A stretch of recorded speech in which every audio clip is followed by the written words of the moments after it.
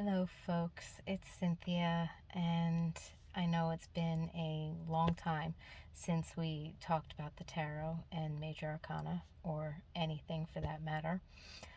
But I wanted to go ahead and pick up where we left off. In our last video, we had ended talking about key number 4 of the Major Arcana, which is also known as the Emperor, and we spoke a bit about all of his orderliness and natural law and the structure of manifestation and all of his Saturnine qualities and what that brings to us when we look at that card, when we look at the energy of that card and its symbolic representations.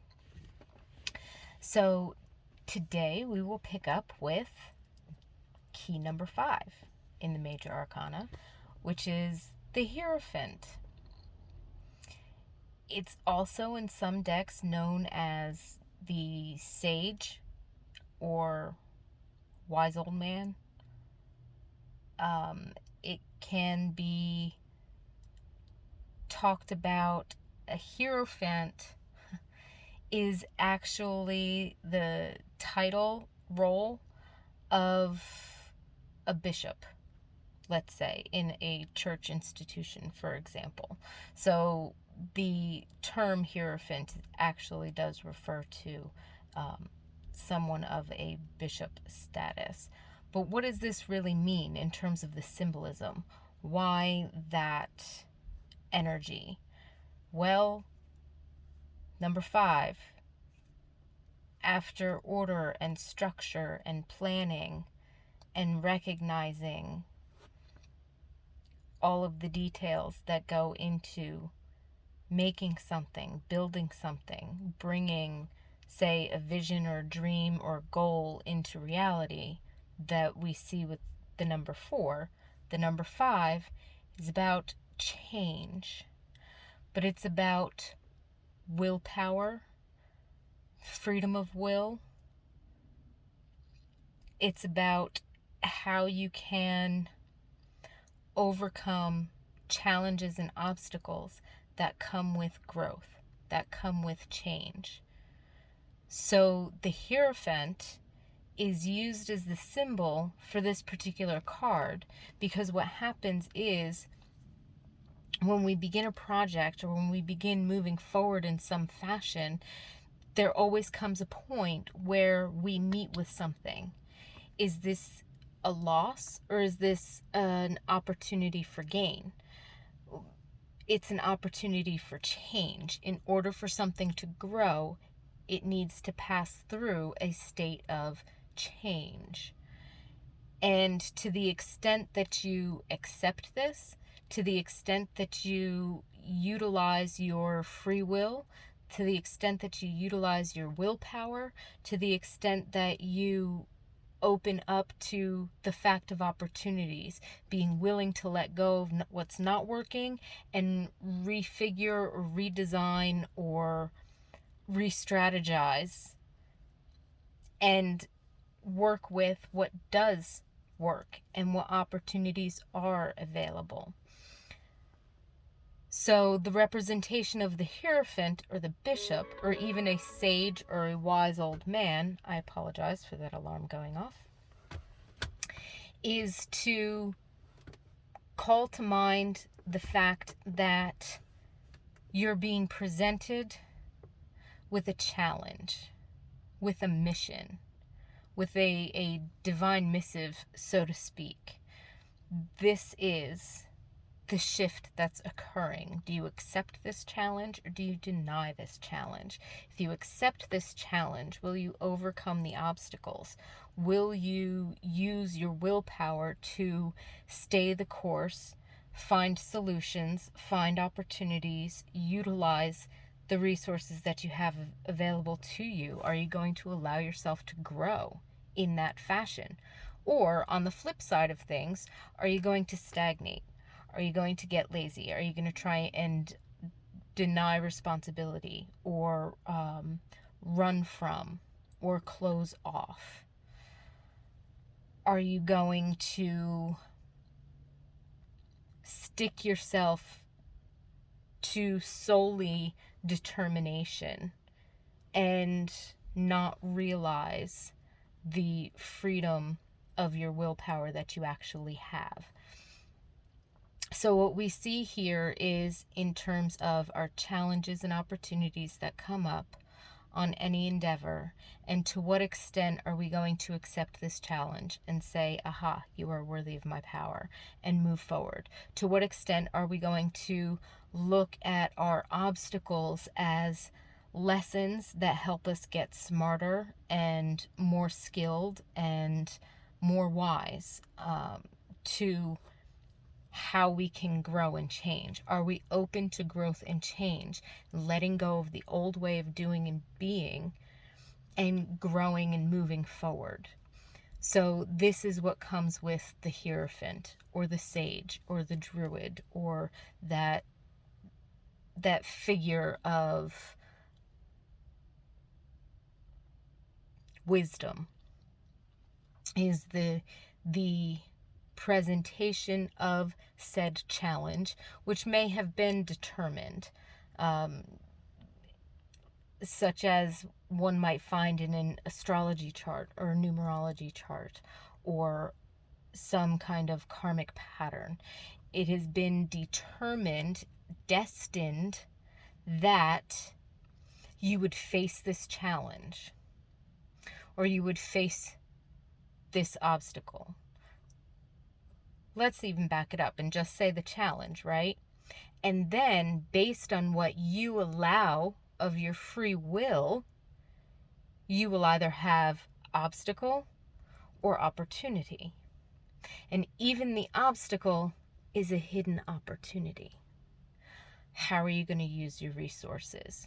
And are you willing to grow and change and move forward based on your free will, and not being bogged down or mired down by old patterns, old ways of thinking, old structures, things that we want to hang on to, and it was perfect, so it should stay exactly as it is.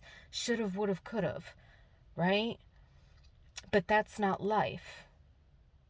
Stones don't even stay exactly as they are. They get influenced by the 5 elements, and that carves ravines, and that shapes mountains.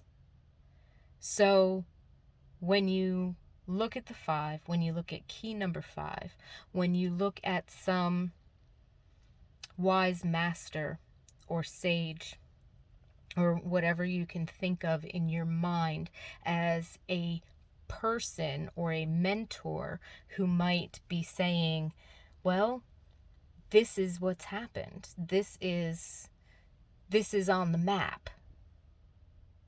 Whether you go into that city or bypass it, whether you go over that bridge or find a different route, is up to your free will. But it's written on the map. So when you're looking at the Hierophant, when you're looking at key number 5, however it's titled, it's talking about the freedom of will to accept change, to accept challenge, and to allow yourself to grow in order to move forward.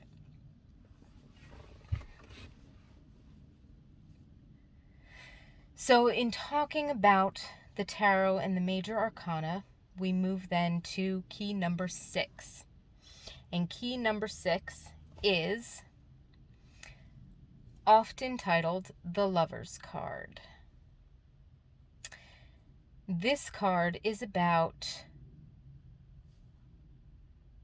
in a lot of ways, being at a crossroads, making a choice.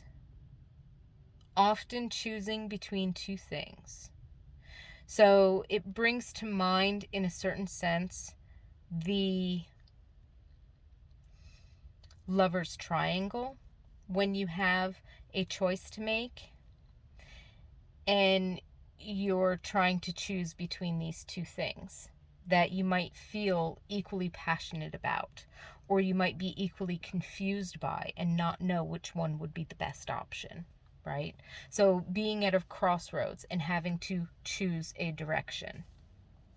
In another sense, the spirit of the Lovers is about harmonizing two different sides, harmonizing opposites. If we bring the lover and the beloved together in unity, we can harmonize in balance two things that appear to be opposing forces. For example, divine masculine and divine feminine. Doesn't have a whole lot to do with sex, doesn't have a whole lot to do with gender, doesn't have a whole lot to do with any of that. We're talking about divine masculine and divine feminine, okay? It's the energy of yin and yang.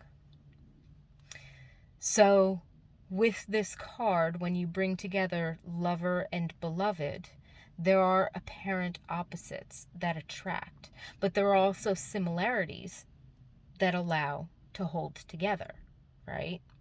So the whole idea of like attracts like. Why is that? Because it kind of glues things together, right? The more alike things are, the more stability there is in holding together. However, opposites attract as well. Sheer magnetism to an extent. So what you have there is about opposing forces blending together and creating unity as well. So with the 6, not only does it have to do with making a decision and taking up responsibility for the choice made and staying the course, but you've got the energy of balancing opposites or balancing the give and take when we're in relationship to something else, whether it be an environment, a circumstance, or another person or a situation, right? It's about balancing the give and take, meeting each other halfway and trying to harmonize opposing forces so that they're working together in unity. So on one level, you could look at this card as definitely in terms of relationships between person to person. And that's also the energy of the 6. The energy of the 6 is about service to other people. It's about being sociable and hospitable. But it's also about taking responsibility, and therefore taking responsibility for your own actions and your own boundaries, making sure that you balance the give and the take, whether that has to do with your checkbook or whether that has to do with you and your kids, or you and your partner, or you and your boss, or you and your coworker, or you and your friends, you and your parent, whatever the situation might be when we're relating to people. It's about being in service and hospitable to the community and the loved ones and the relationships around us, and nurturing that, also nurturing the relationship to ourselves and to our own spiritual and divine connection to life, right? We need to balance these things. We need to have time for ourselves in order to be able to serve others. We have to take personal responsibility to take care of ourselves. Wake up, eat, shower, brush your teeth, get dressed, all of that stuff, right? When we get in relationship groups of other people, whether it's at work or in a family situation or in an environment or a community or a group or something of that nature, we are still turning around and taking some responsibility for what's going on and balancing the give and take. Can we voice our, no, I can't do that right now, or hello, I need help. Can I get a little assistance here? Being able to balance the give and take between relationships as well. So it can speak to romantic relationships, it can speak to close relationships, but for the most part, on the whole, when you take that step back, what your energy pattern that is really being expressed by this is bringing together seemingly opposing forces and blending them in harmony in order to create a balance. Because with that balance, there is something greater than the whole. With that harmonization and that blending, there is something that is stronger than other outside forces. There's a certain amount of determination. There's a certain amount of loyalty and staying the course and stick-to-itiveness. I think I got that from Madagascar penguins. But there's still that sense of teamwork to get a job done, whether that be between two individuals or whether that be a whole group or constellation of folks together. But again, on a deeper level, for one personally, there's apparently, with this card, coming to a crossroads, needing to make a decision. And perhaps it's not even choosing whether to go left or right at this crossroads. Maybe the choice is, wait a minute, is there a middle road? Not so much compromising who we are or our values or anything like that, but again, harmonizing, balancing the give and take, and being able to move forward to something greater. And accepting responsibility for our part and not necessarily taking on the responsibility that someone else would have for their role. They get to keep their role. They get to keep their responsibility. But when we work together, we can get through challenges. We can get through growth periods. We can learn to balance things out. And so, with that, keys number 5 and 6, the Hierophant and the Lovers. The next video, we will be talking about keys 7 and 8. Very good. Have yourselves a wonderful day, and I'll see you next.